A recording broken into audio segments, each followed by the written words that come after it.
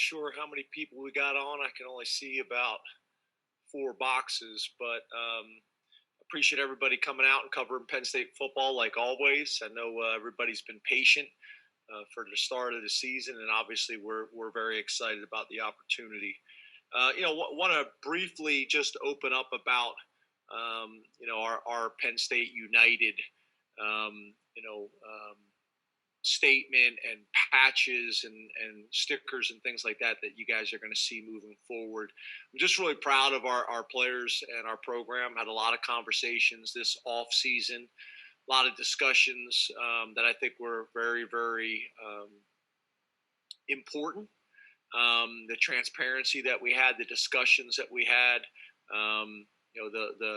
the education and the learning that was taking place in those meetings from so many different perspectives has been great.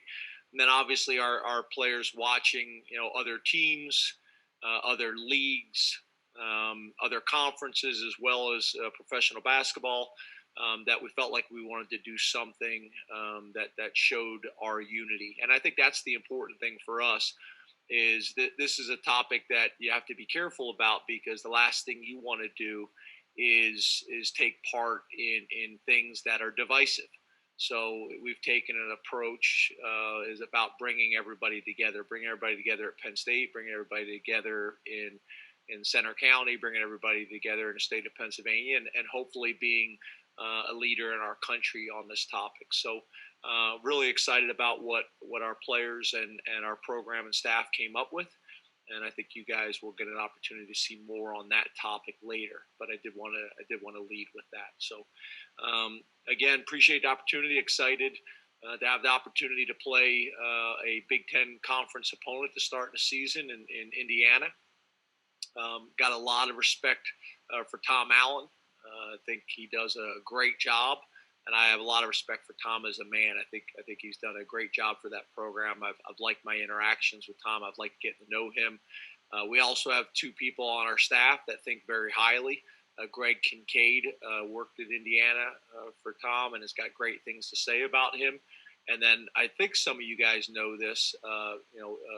Jevin, our director of video, actually Tom Allen was his high school coach. So, I got pretty good perspective on Tom and the type of man he is and the type of program he runs, and he does a great job. I think this is the best Indiana football team that they've had in my 6 years in the conference. They've done a really good job of building it. They got a bunch of guys back that have played at a high level, and obviously last year had a winning conference record, as well as, obviously enough success to win 8 games and go to a bowl game. And the majority of those guys are coming back. So I think this is the best Indiana football team that we're going to face. And obviously we're facing on the road. The last couple of years have been very, very competitive games. And we've been fortunate to get out of there with a win, not only in Beaver Stadium, but also, in Indiana. So, it's going to be a challenge. We have a healthy respect for our opponent, but I do feel like we're in a good place, and I do feel like we've had a good camp, I guess you would describe it. And we're looking forward to taking advantage of this week and being as prepared as we possibly can be come Saturday. So open up the questions. First question will be Mark Brennan, Lions 247 with Fight on State.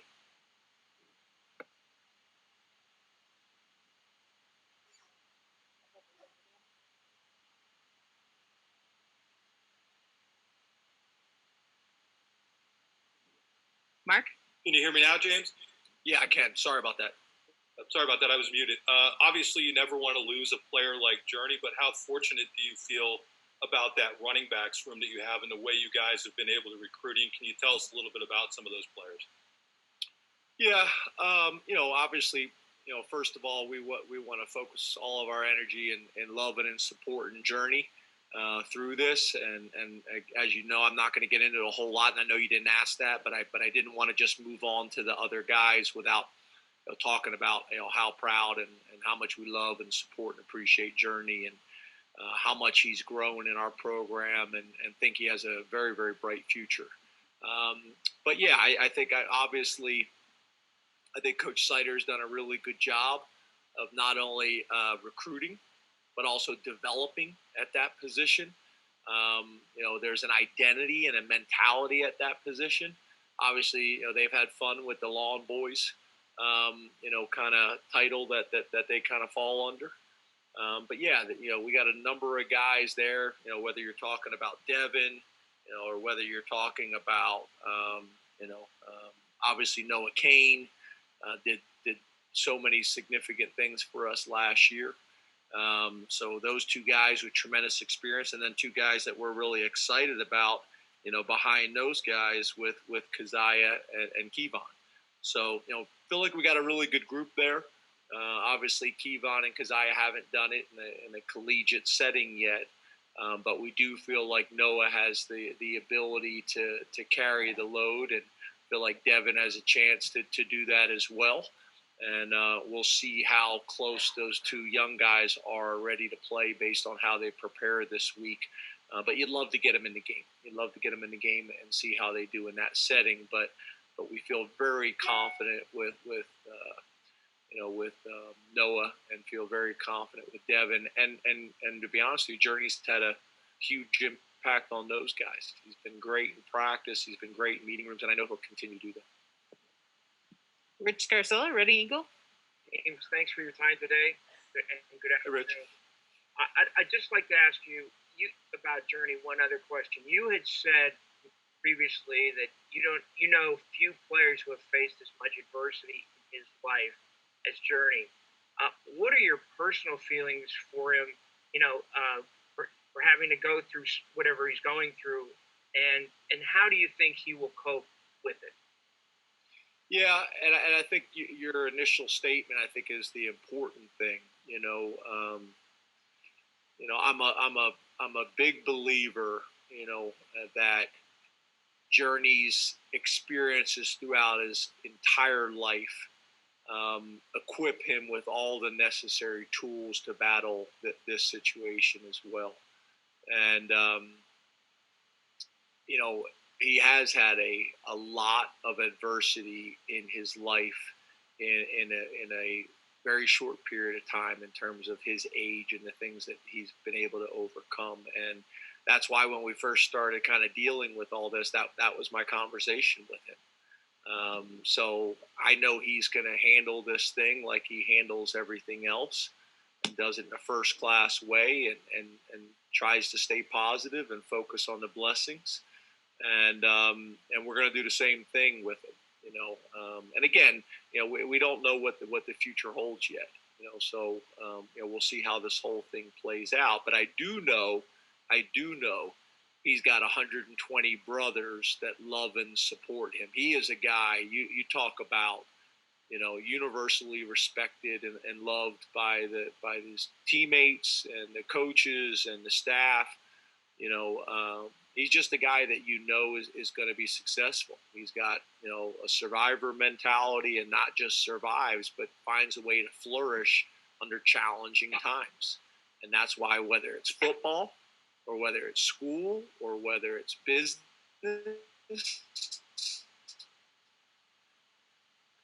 or whatever, successful. I mean, literally, I think about all the things that Saquon Barkley did, and I remember, his hometown had a parade for him. They should do that in Meadville, because I think Journey Brown is just a tremendous example of a young man that took an opportunity and ran with it. And I think he's going to continue doing that. I'm excited to watch, his story play out, and I'm hoping to be a part of that story with him, for the next, for the long haul. Mike Gross, LNP News. Good afternoon, James. Hey, Mike. Now that you've been practicing for a couple weeks with knowing that you're going to be playing games, and knowing that there's a schedule and something to look for, has anybody surprised you? Anybody stood out where, okay, maybe we underestimated this guy a little bit. Maybe we can give him a bigger role than we originally suspected? Yeah, it's hard to say that, because if there's really not just one guy. There's a number of guys like that, and if I say one guy, then I'm leaving out others. But I think we've had a number of incoming freshmen or junior college transfers that are probably further ahead than we anticipated. And then you have some of the guys that maybe didn't have a huge role last year as a true freshman or as a redshirt freshman or as a sophomore that have come into their own.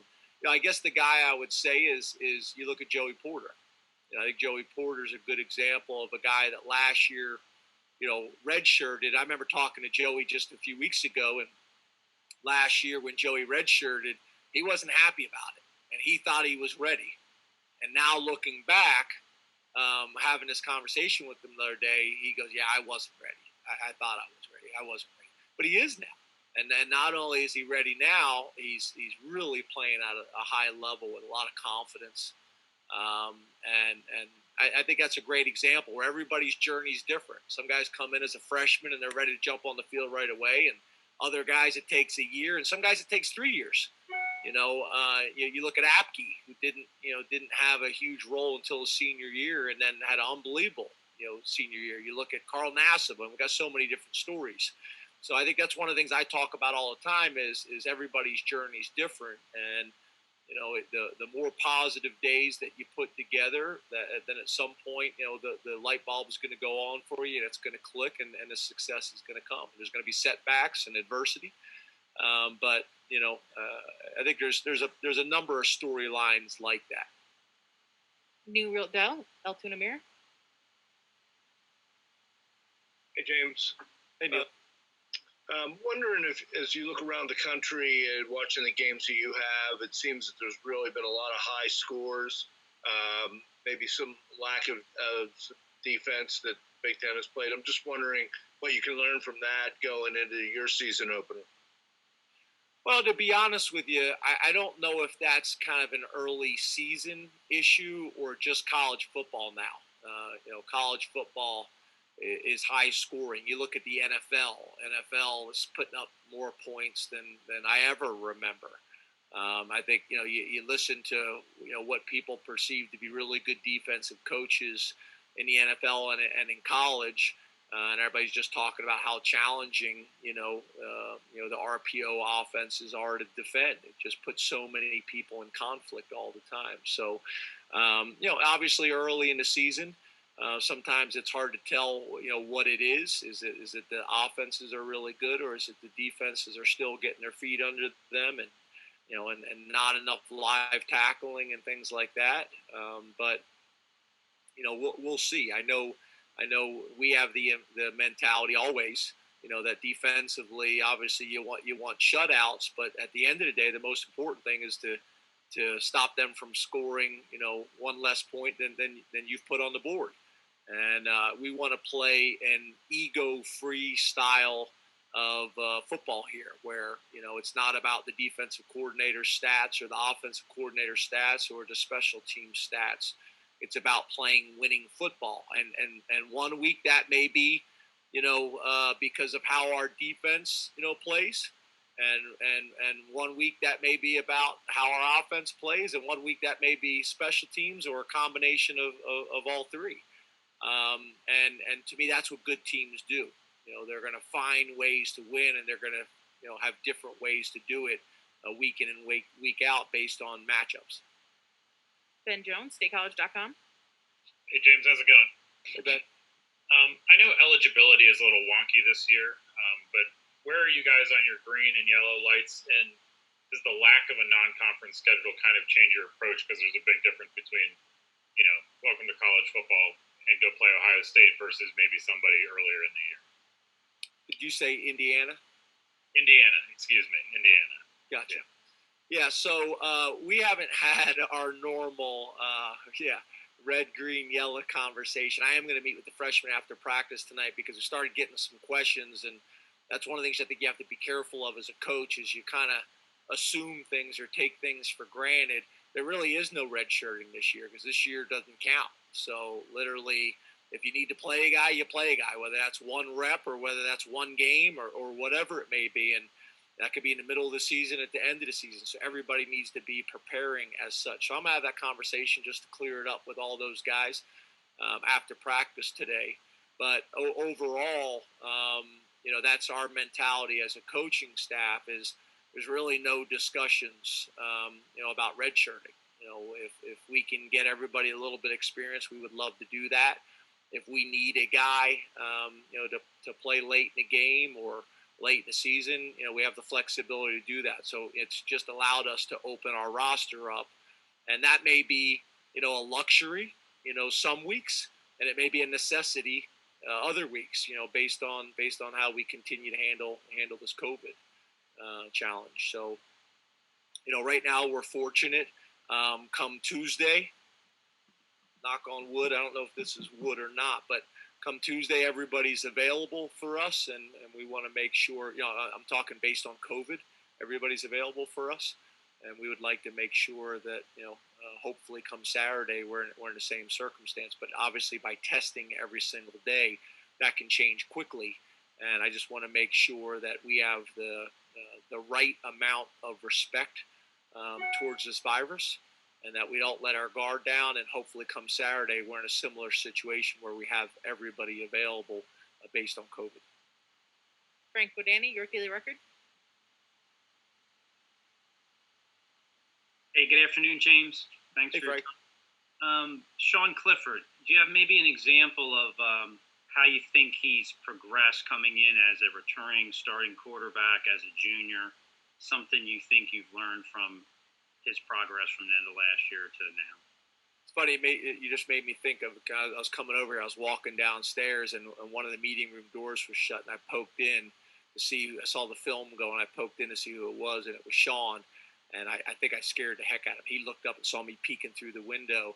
I think, and I've said this before, I think sometimes where you kind of have an off season and you look at your season and you say, okay, on offense, defense, or special teams, or at a position like quarterback, you say, okay, we were really pretty good in these areas, but we were really deficient in this area and we need to get better. And I don't know if that necessarily was the case with Sean in terms of he had a glaring area that we needed to really focus on. So obviously that's a positive, and really what you're trying to do is just trying to kind of, continue to grow and get a little bit better in every area. And, that's fundamentals. I know Kirk spent a lot of time on fundamentals, which at the end of the day, this is a fundamental game. And then I just think as a quarterback, sometimes there is value in playing for multiple coaches.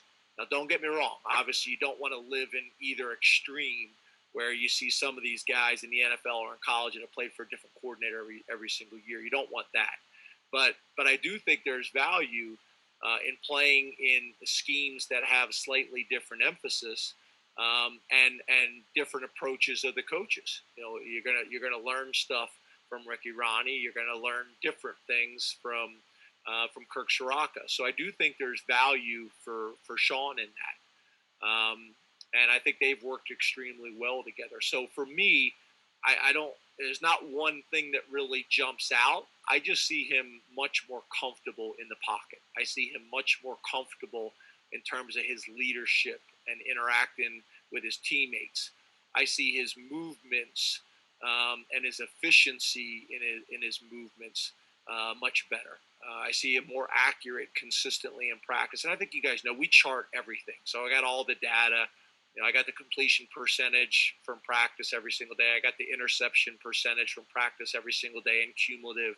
I got the explosive play percentage. We track everything. That's guys catching punts. We track it all. And that's what I've seen for him. I saw a really good college quarterback last year who continues to get better in every single area, from leadership to mechanics to, understanding situational football and understanding his role. Joe Giuliano, Philadelphia Inquirer. Hello, James. Hey, Joe. You'll be leaving your campus bubble this weekend to go to Indiana. What is your degree of concern about going on the road finally? How's your routine going to change from your normal road trip? And are you going to be flying out the day of the game? Yeah, so there's a lot of changes. We'll still leave on Friday, but we typically eat on the plane. We're not eating on the plane. We're going to eat beforehand. We don't want to be taking our masks off on the plane. Same thing on the buses. Um, our hotels, we're staying much farther from our from the game, so we can get the biggest hotels possible with ballrooms for team meetings and meals. We typically eat by position and those types of things. We're not going to be able to do that because we're going to break all the tables up and the pairings up. Single rooms for the players, not doubled up. But really, my two biggest issues that I covered this week is I know talking to a program, which I won't say who, but a program that had a hard time here recently. One of their biggest challenges that I was informed with was the players that stayed behind. So we've had a lot of discussion about the players that stay behind and stay in town, that they're going to have to be disciplined and sacrifice that weekend. So when we come back, that we don't have any issues with the non-travel. And then I think the other thing is I had a parent meeting on Sunday night, and I told them, well, that was my one concern. I said, what do you think my other concern is? And they were like, I don't know. And then one of them was like, us. And I go, exactly. We've been able to control so many variables and got into a pretty good routine that, we're going to have to do a great job once the Big Ten allowed parents to come to the game, which I think is the right decision. But we got to do a great job of managing that now. As many of the parents that could get tested, that week before they come, them wearing their masks, them social distancing. Because again, we heard of another program that had a few positives, and that's what it was from. It was from a dinner after a game or an interaction after the game. So again, I'm just trying to educate as many people as I possibly can on our process and our protocols and our policies to try to keep everybody as healthy as we possibly can, number one. And then obviously, it's important that these guys, they want to be able to stay on the field and compete. So that's part of it, obviously, as well. So there are a few examples, Joe. But it's pretty much everything is different. Same thing with the locker rooms. You're not going to be able to get everybody in the locker room. So we're going to have to do it here at Penn State, provide some extra area for the visiting team as well as the home team to split guys up so you don't have everybody in the locker room based on the size of your locker room. So we're trying to account for everything, Joe. But, it's a challenge, and there's no doubt about it. We've done a good job with our bubble here in Happy Valley. Knock on wood. We got to continue to do it. The week's not over. We got to do it all week long. And, but there are going to be some new elements added to our routine this week by going on the road. Heather Dinich, ESPN.com. Hey, James, I wanted to ask you, just based on what you've seen from your team to this point, what's your gut feeling about how good you guys can be this year? Well, yeah, I think I've gone away from the whole gut feeling thing a long time ago, 25 years in this business.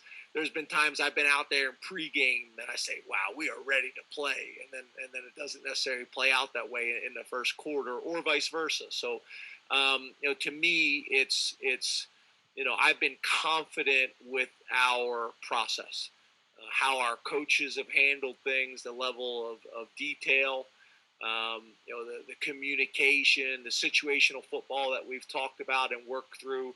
Same thing with our players. There's been a very mature approach. There hasn't been those days where you feel like you got to pull it out of them to practice the way you need to practice. Guys are flying around, having fun. There's a real sense of appreciation, I think, of being out there.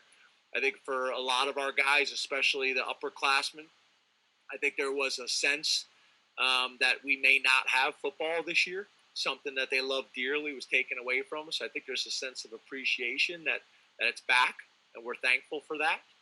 And I do think we're a talented team. I do think we have a significant amount of depth, more than we did a few years back, or just in a much different situation.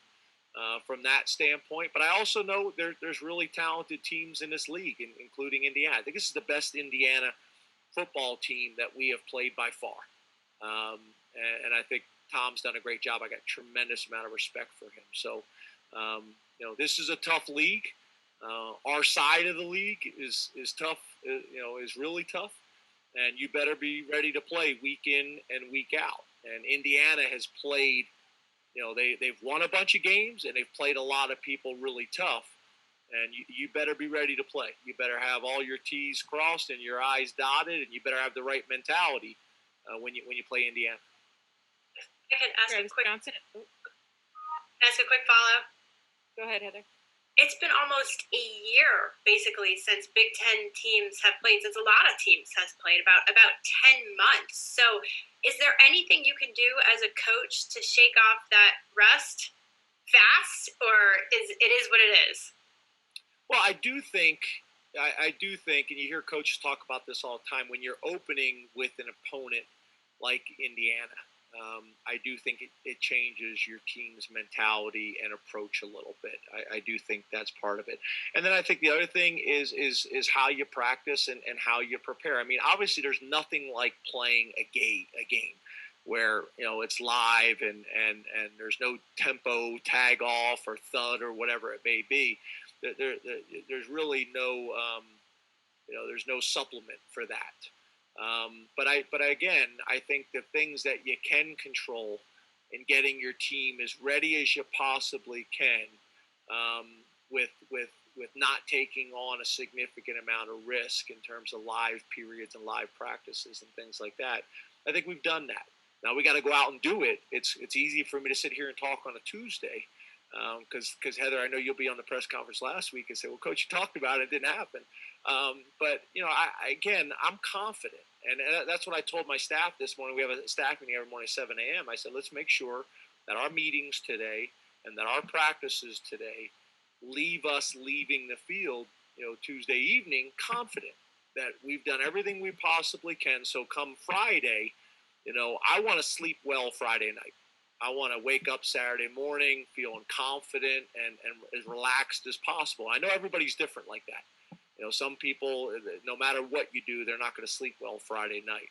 I'm going to, and I want our whole staff and I want our players to do that as well, because we know we've done everything we possibly can to prepare and be ready for this game and go out and play like a team that appreciates the opportunity to play in the Big Ten and compete this year when we didn't know if that was going to happen. Travis Johnson, Associated Press. Hey, James. Hey, Travis. What value do you see in your top returning receiver being a tight end, and what would you hope some of these young wideouts would take away from either watching Pat on film or paying closer attention to what he does in practice? Yeah, I think in my mind it's both Pat Fryermuth and Jahan Dotson. Those two guys have played a lot of football for us. So to me, both of those guys are playing a leading role in how we practice and how we prepare and how we compete. They're both. I wouldn't say they're both overly vocal guys. Pat will put out some grunts and yells and things like that, but he's not necessarily overly verbal. And Jahan's the same way. They're more guys that lead through their actions and their demeanor. And but I think both of them have done a really good job of doing that day in and day out in practice and in the weight room and meetings and everything else. And I think we got a talented young group of wide receivers, and I think we have one of the best tight end rooms in the country. And I think Jahan and I think Pat are a big reason for that. Their leadership and the example that they set every day. And we're going to need them to. We're going to need those two guys to have big years for us and continue to raise the level of those groups and build confidence in those guys. Audrey Snyder, The Athletic. Hey, James, you were teeing me up for a wide receiver question. How has your opinion maybe changed as that group's progressed throughout preseason? And what has Parker Washington done? We see him listed atop the depth chart today. Well, I think a couple things. I think one of the things that's really good is the iron sharpens iron kind of mentality that we have. I think we're as good as we've been in the secondary. There's a lot of confidence in our depth at safety and our depth at corner and even in the nickel stuff. So I think the battles that those guys have had at practice every single day is going to make both units better. With Parker, he's a very mature young man. He's a very smart young man. The offense kind of makes sense to him, and he can kind of connect dots with some things. He's got a mature approach to meetings and practice. And then, you're going to see him. He's almost built like a running back in a lot of ways. And he's got elite ball skills and body control. Me and Clifford were talking the other day out of practice. He caught one-handed. And usually when a guy makes a one-handed catch, everybody goes crazy. But he's done it so many times that it's almost like it's the expectation for him now to make those types of catches. And you got to remember, too, we're not a program that – that really approaches one-handed catches. We don't want them to catch the ball with one hand, only when, there's no other option. And he's done it, multiple times in the appropriate situation. I think that's one of the problems in college football that I see nowadays, and even in high school, is guys want to make the basic catch look exciting. They want to create a basic play into an ESPN highlight. And, the reality is the great ones like Jerry Rice, they make every play look easy and natural. And there's going to be a time where you got no other option. That's the only chance you're going to have to go make the play. And we get that. And those are the things that we've seen from Parker. I think the quarterbacks trust him, that he knows his assignments, and he's going to be where he's supposed to be. And he's been great in contested catch situations because I do think he has elite ball skills. And I'm interested to see his run after the catch ability again because he's built like a running back. Bob Flounders, Penn Live.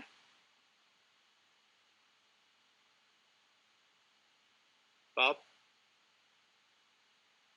Hi, James. Thanks for your time. Yeah, no problem. How are you? I'm good. James, I wanted to just ask you your thoughts on the linebacker room going into the season now that it's game week, obviously replacing 3 starters, including Micah. And specifically, what are your expectations for a young player, Brandon Smith, this year? He looks like he's really physically developed since he's got to State College. Yeah, I think the group you guys are going to be very impressed with. And in my mind, I know we lost guys. Don't get me wrong, and we're not undervaluing those guys. You look at the guys we lost and what they're doing, in the NFL, or what they have the ability to do in the NFL is exciting. But again, we've done a great job at that position from a development, from a recruiting standpoint. I look at Jesse Laquetta as a returning starter in my mind in terms of the number of plays and experience that he got. I look at Lance Dixon in a similar way. I look at Ellis Brooks in a similar way. And Brandon Smith. And then the 2 guys that I think are new that we're excited about in terms of, their role and level of experience is Charlie Catcher, who we're excited because we think he creates flexibility. He can play multiple positions. And then Curtis Jacobs, was a highly recruited young man who's come in and flashed and done some great things for us. Obviously would have loved to have spring ball with all these guys. At every position, but we do feel like there's a tremendous amount of talent in this group. Jesse's leadership has been impressive. His vocal leadership and running the defense. Same thing with Ellis. And then when you see Brandon is just like, when you guys see him, he's unbelievable. I don't know if you guys have seen him walking around campus or around town, but when I get off the bus, he's going to be standing right next to me. Tobias Wilborn, Pittsburgh Post-Gazette. Hey, Coach Franklin, how's it going? Good, Tobias. How are you? I'm doing as good as I can in the pandemic. But from there, we talked a little bit about Journey, but just for you, what do you miss? What will you miss about having him as the man, not the player, but as like the man that he is becoming, is having him every day? Well, we're not going to miss that because Journey's going to be with us. None of that is going to change. He's going to the games, and again, this thing isn't decided yet. based on the statement we put out and kind of where we're at with everything. So this is still to be determined. But the man, we're not losing the man. I'm never losing Journey the man. Journey's going to be a part of my life forever. And his leadership on our team is significant. His leadership on our team is needed. His energy, he's been phenomenal. I mean, I don't know if you guys saw in the video the other day that we put out, Keziah had this great run. If you watch closely, one of the guys that was the most excited was Journey Brown, running down the field and hugging on him. So he has been phenomenal and will continue to be phenomenal. But we're not losing, Journey the man. Journey the man's going to be with us and will always be. So, we're fortunate because that's the thing that's most important to me is who he is and what he represents for our program. Hey, can I follow up real quick? Sure. I just want to make sure I understand. So you're saying there could be a possibility, maybe he might at some point play in games, possibly? So I will read the statement to be clear again. I think we put it out. It says Journey Brown is being treated for a medical condition discovered during the offseason and will potentially miss the 2020 football season. Donnie Collins, Times Tribune. How you doing, James? Good. I wanted to ask you about the two backup safeties. Jonathan Sutherland, Jesse Luketa said this morning he was the perfect guy to wear the number 0. Why do you agree with that? And also, how has Jair Brown impressed you guys? Yeah, so starting with Jair is a very mature young man, is a very appreciative young man. You look at Lackawanna Junior College and what that program has done in terms of preparing him for this opportunity. He's come in and really understood what it takes to be successful here. I think he's also a young man, obviously, from the area, from Trenton, New Jersey, and he's just very appreciative of what Penn State has to offer. He's got a very business-like, mature approach, and because of that, he's gotten better, like literally every day in the weight room. He's gotten better in meetings. He's gotten better understanding the importance and the impact of special teams. He just continues to get better. And I think we're very excited about him. Got his hands on a bunch of balls, during preseason, what you call it. It seems weird saying preseason or camp. We've been, doing it during the school year in the fall, but I guess that's what it's been. And then it's funny because you talk about Sutherland. I had so many guys that wanted that number 0. That were, they all were like, I was the first one to ask you for number 0. There's like 8 guys that said I was the first one to ask for number 0, but literally they were all texting me and calling me about why they should have number 0. And when me and Coach Delora got together, we just thought this was a really good way to continue to emphasize special teams in our culture. And we're not a program that gives it lip service. We truly, want to be great in all 3 phases. So it's funny, after the announcement was made and Sutherland got number 0, all those guys were like, I'm disappointed, but I get it. Sutherland, it's hard to argue with him. You look at the number of reps that he played on special teams last year and how he graded out and just his approach and his mentality and his demeanor has been awesome. So the other thing that's kind of interesting is,